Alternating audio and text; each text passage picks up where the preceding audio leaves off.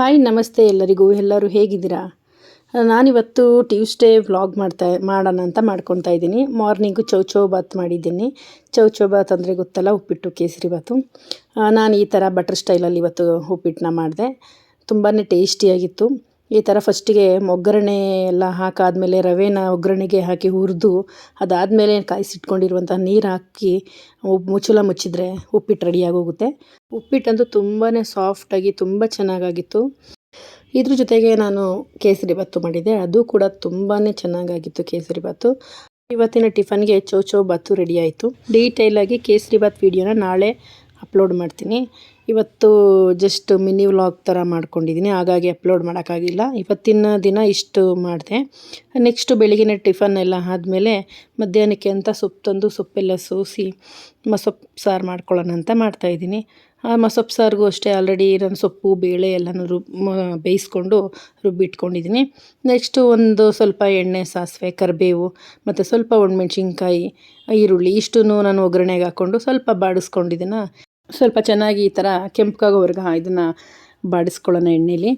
ಇದಾದಮೇಲೆ ಸೊಪ್ಪು ಮತ್ತು ಬೇಳೆ ಮಿಶ್ರಣನ ರುಬ್ಬಿಟ್ಕೊಂಡಿದ್ದೆ, ಅದನ್ನು ಇವಾಗ ಸೇರಿಸ್ಕೊತಾ ಇದ್ದೀನಿ.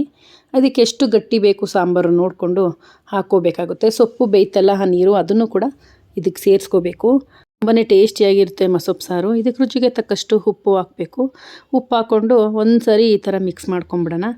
ಇದ್ರ ಜೊತೆಗೆ ನಾನು ಅವರೆಕಾಳು ಹಾಕಿದರೆ ಚೆನ್ನಾಗಿರುತ್ತೆ ಅಂತೇಳಿ ಸ್ವಲ್ಪ ಅವರೆಕಾಳನ್ನ ಹುರಿದು ಹಾಕ್ಕೊತಾ ಇದ್ದೀನಿ. ಸ್ವಲ್ಪ ಅವರೆಕಾಳು ಈ ಥರ ಆಗಬೇಕು, ಪುಟ್ಟಿಗೆ ಚಟಪಟ ಅಂತ ಸ್ಟಾರ್ಟ್ ಆಗಬೇಕು, ಪಟ್ ಅಂತ ಅನ್ನತ್ತಲ್ಲ, ಅಲ್ಲಿವರೆಗೆ ಹುರಿದು ಇದನ್ನು ಕುದೀತಾ ಇರುವ ಸಾರಿಗೆ ಹಾಕಿದ್ರೆ ಸೊಪ್ಪಿನ ಸಾರು ರೆಡಿ ಆಗಿಬಿಡುತ್ತೆ. ತುಂಬ ಟೇಸ್ಟಿಯಾಗಿರುತ್ತೆ.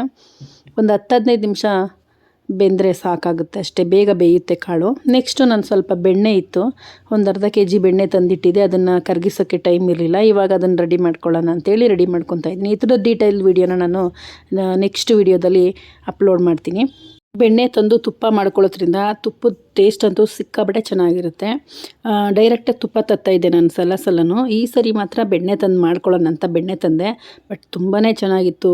ತುಪ್ಪದ ಪರಿಮಳ ಅಂತೂ ಸಖತ್ತಾಗಿ ಬರ್ತಾಯಿತ್ತು.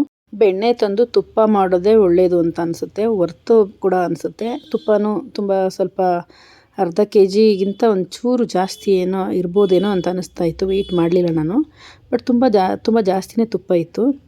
ನೆಕ್ಸ್ಟ್ ಇಷ್ಟೆಲ್ಲ ಕೆಲಸ ಮಾಡಿ ಸುಸ್ತಾಗಿತ್ತು, ಹಾಗಾಗಿ ಸ್ವಲ್ಪ ನಿಂಬೆಹಣ್ಣು ಜ್ಯೂಸ್ ಮಾಡ್ಕೊಳ್ಳೋಣ ಅಂತ ಮಾಡ್ಕೊತಾ ಇದ್ದೀನಿ. 3 ಸ್ಪೂನ್ ಸಕ್ಕರೆ ಮತ್ತು ಸ್ವಲ್ಪ ಉಪ್ಪು, 1-2 ಏಲಕ್ಕಿ, ಒಂದು ಅರ್ಧ ಹೋಳು ನಿಂಬೆ ರಸ, ಇದಕ್ಕೊಂದು ಲೋಟ ನೀರು ಹಾಕ್ಕೊಂಡು ಒಂದು ಅರ್ಧ ನಿಮಿಷಗಳ ಕಾಲ ಚೆನ್ನಾಗಿ ಮಿಕ್ಸಿಲಿ ಬ್ಲೆಂಡ್ ಮಾಡಿದ್ರೆ ನಿಂಬೆ ಹಣ್ಣಿನ ಜ್ಯೂಸು ರೆಡಿಯಾಗಿಬಿಡುತ್ತೆ.